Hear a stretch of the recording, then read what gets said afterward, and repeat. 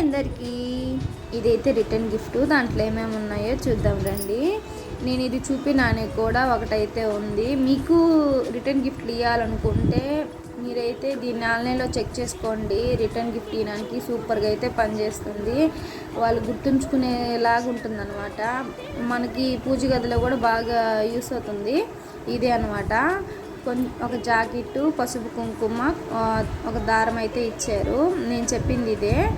ఈ ఏనుగు బొమ్మ మధ్యలో వినాయకుడు చాలా చాలా బాగుందండి. నేనైతే నార్మల్గా దేవుడి గదిలో పెట్టుకునేది అనుకున్నాను. ఓపెన్ చేసి చూస్తే పసుపు కుంకుమ వేసుకునేదానికి అయితే ఉంది.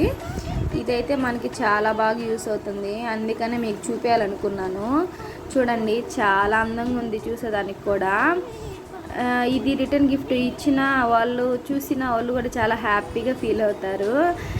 ఈ వీడియో మీకు నచ్చిందంటే లైక్ చేసి సబ్స్క్రైబ్ చేసుకోండి. బాయ్.